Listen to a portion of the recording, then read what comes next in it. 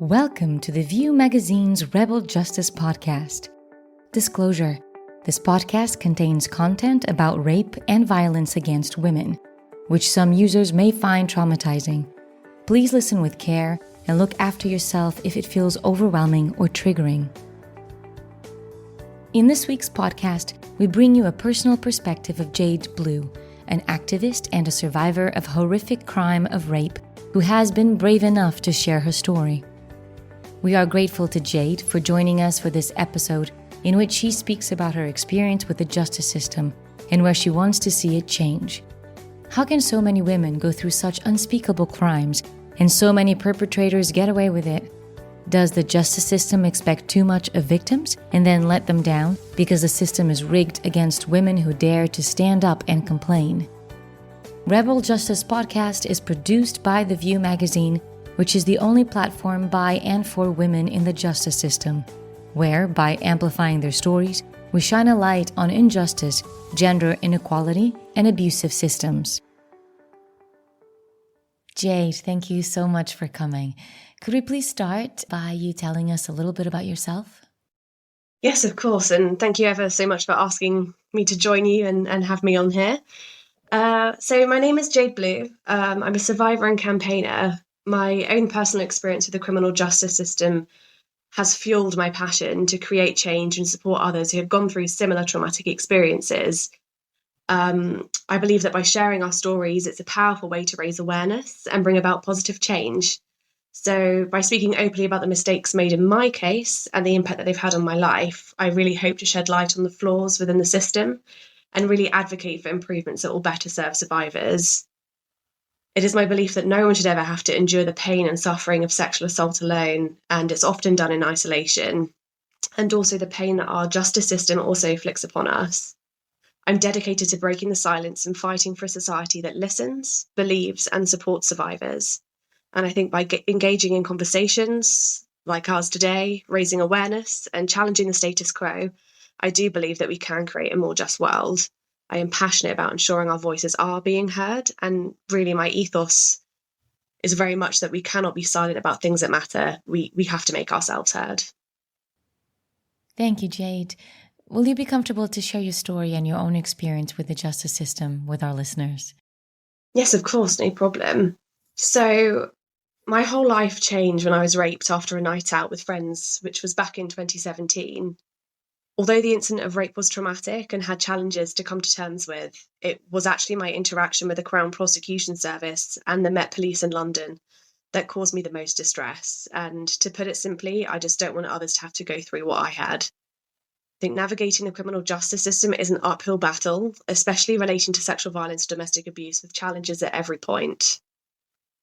But over 3.5 years after reporting my rape, my case was dropped by the Crown Prosecution Service, and that was just a mere 13 days before the trial, over claims that I suffered from sexsomnia.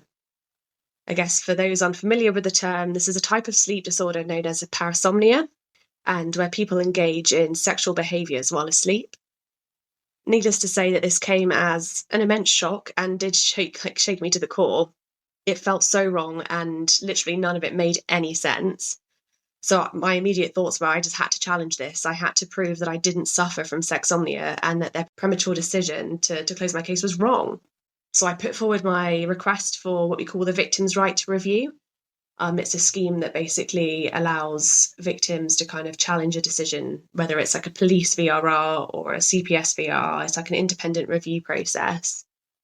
So I put that forward, but I knew nothing would change in my case, but I couldn't let this happen to somebody else.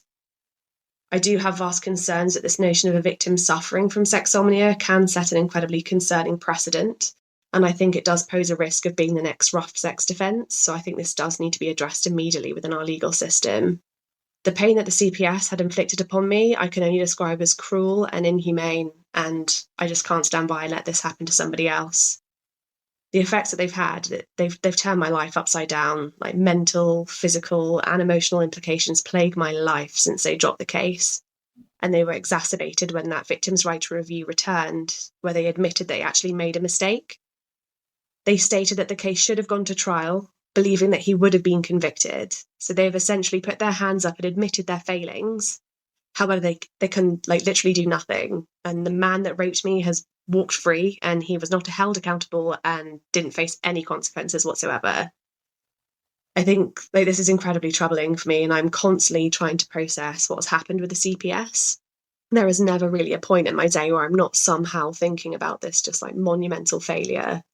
So I think like reflecting back at like a time when 98.7% of reported rapes are not prosecuted, I felt, I still feel, and I think it's so important that I share my experience. I feel like I need to use my voice to share the harrowing mistakes that were made in my case and their profound impact on my life. So yeah, I'm speaking up publicly, advocating for change and seeking improvements for other victims.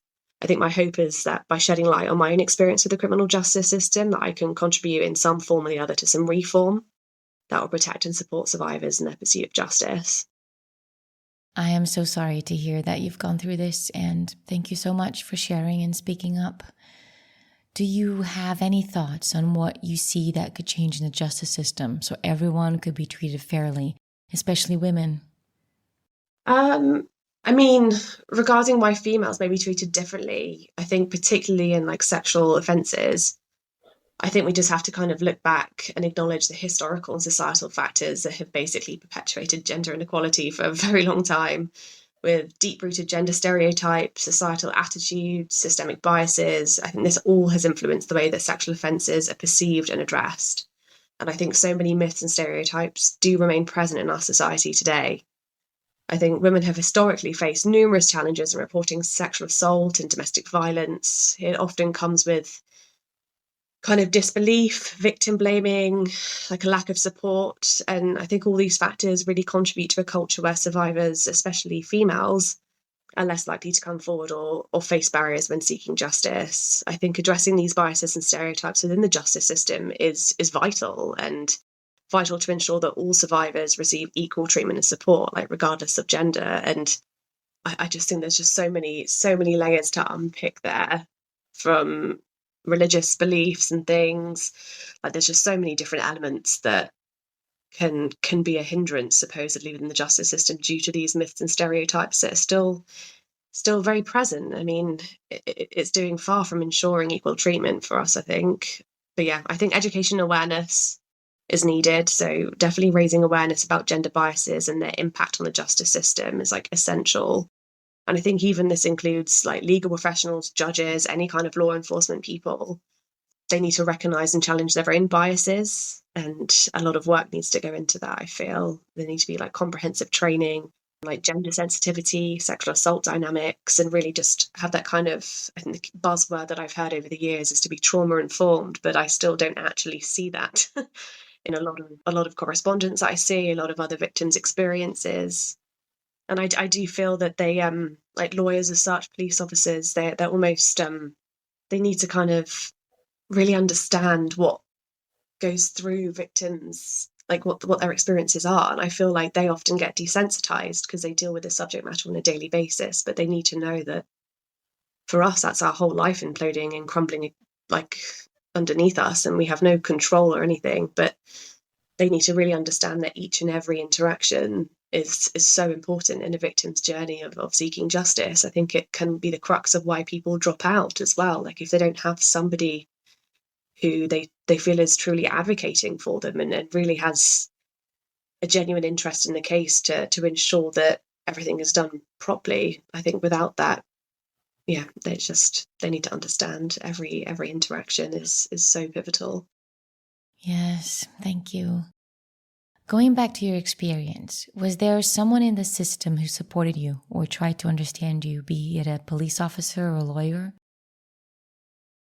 So I had a lot of challenges in my case, and there was some positives as well. I think when I first reported, once I'd been given a SOET officer, which is like the Sexual Offences Investigative Trained Officer, so quite specialist, they were great for like the first 18 months up until the charging decision, and then that completely went downhill. But for the first 18 months, they did keep me updated. I felt kind of listened to, properly heard, and fully understood.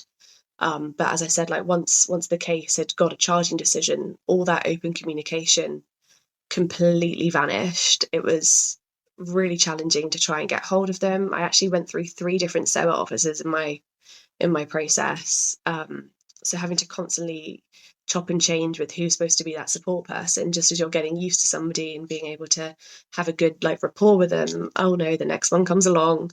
So yeah, I even had an experience where the last one I had completely absconded. I had no response from her, from calls, texts, emails, nothing, not even an auto response from an email. There was nothing. So at that point, I also had a new detective constable in my case, so I didn't have any contact information for yet because I hadn't met them. So I was at one point in the whole process of leading up to the trial that I just had no contact with a police officer whatsoever. I ended up calling 111 which is a non-emergency police number, to be like, this is the name of the person. I think they're in this police station. Do you have a contact email for them or something I can reach out to this person? I need answers to some questions. And so to have that kind of experience was a bit crap.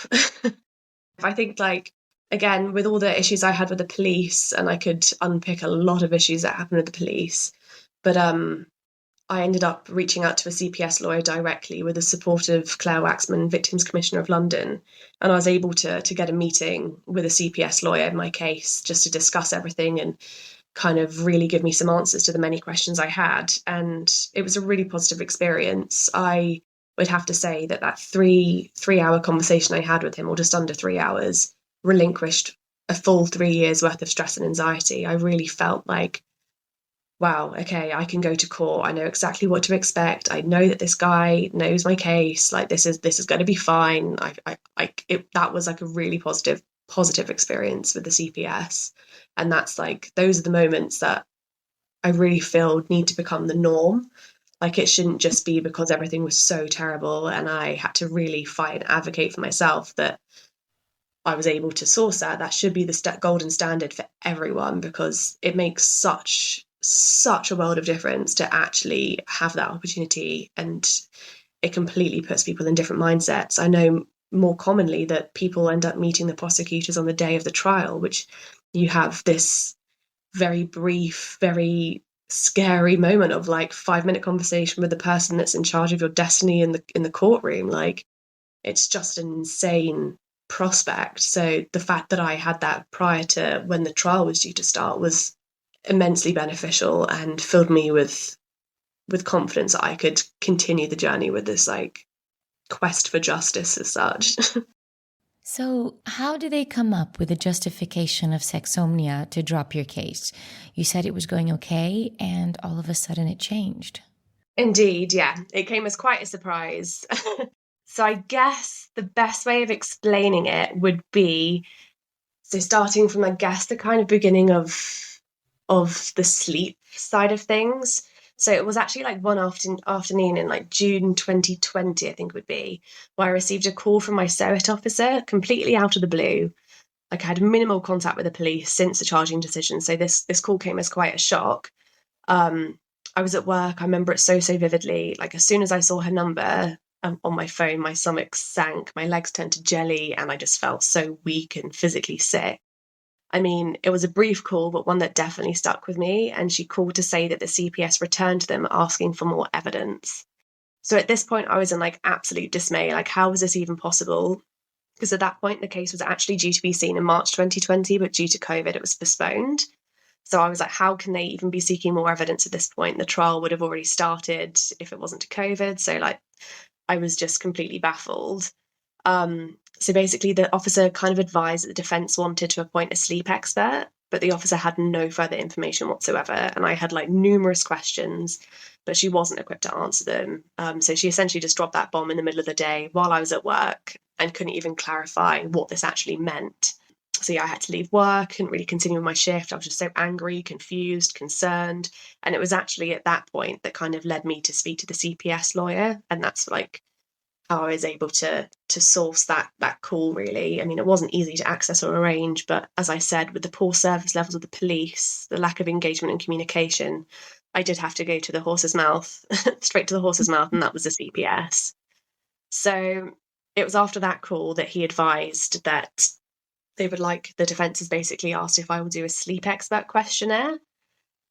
And this man, the CPS lawyer, he reassured me that the additional evidence request was really merely a tick box exercise and he didn't have any concerns. So I definitely felt comfortable undertaking that additional request.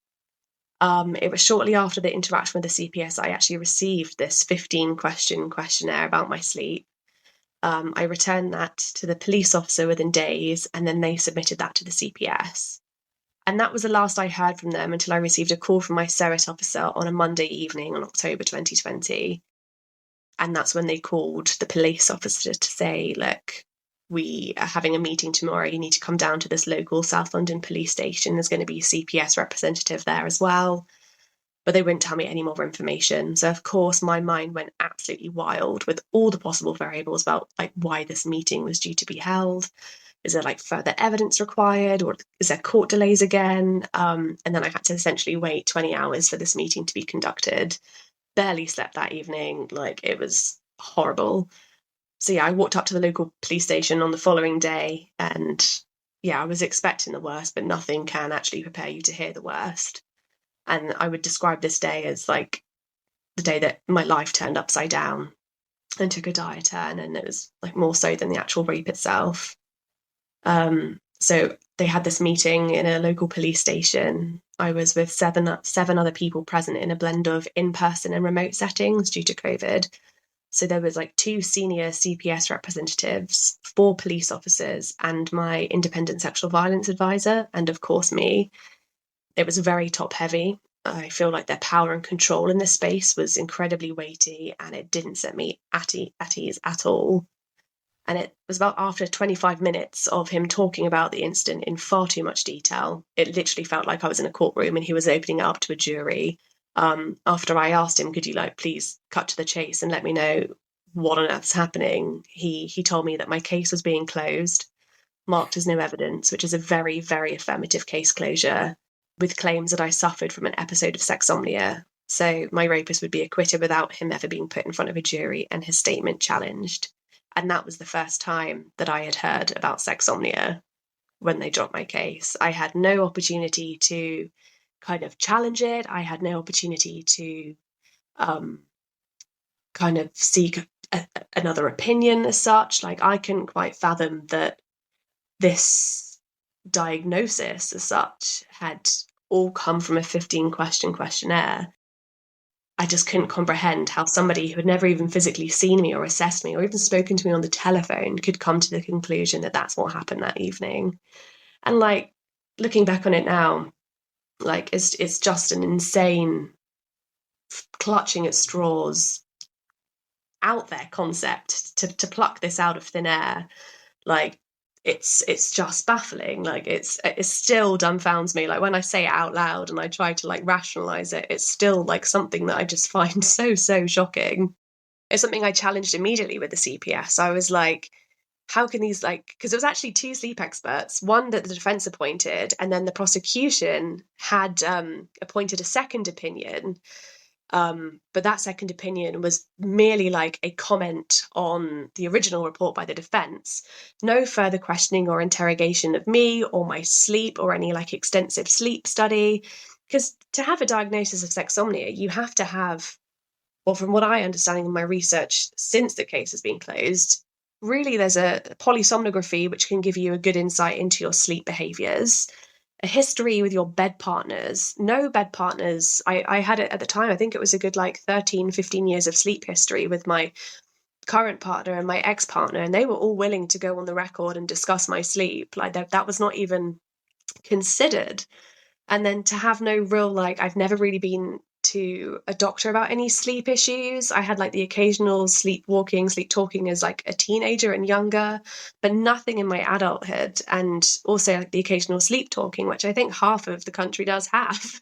So it's just a very slippery slope for the fact that so loosely it can be diagnosed. And it just feels like an extreme form of victim blaming, which I think is incredibly dangerous for people to manipulate this within the courts. Yes, incredibly dangerous and shocking that this is happening. I was wondering what helped you stay strong throughout this experience. Oh gosh, crikey. I think it was a combination of cluing myself up at every stage. I felt like I needed to read up and fully understand what was coming, like what to expect. Like, I mean, I know it's probably not everyone's cup of tea, but it certainly worked for me. I think for me, knowledge was power. I just needed to equip myself to understand if something felt wrong or unjust. I could just ask the right questions and ensure that everything was on track, because I just wasn't going to let someone who couldn't do their job correctly affect how I was going to get through this.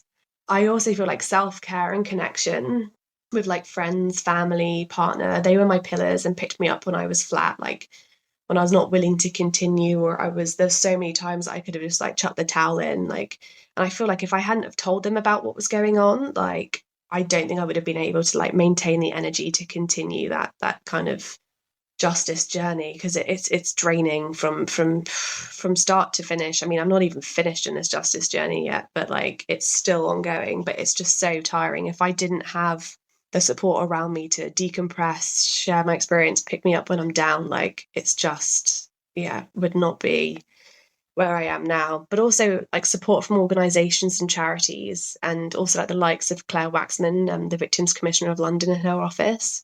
They were an integral part of my journey, and I think their willingness to listen and like understand my experiences really allowed me to find my voice and recognise the power of vulnerability.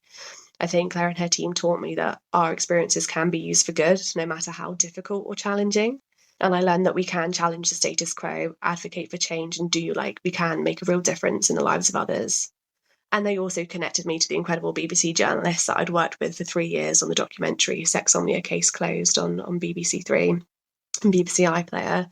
They all contributed to my understanding that I wasn't alone in my struggle. And it's important to remember that healing is a process, and that it's totally okay to have moments of vulnerability and to lean on your support system and take things one step at a time.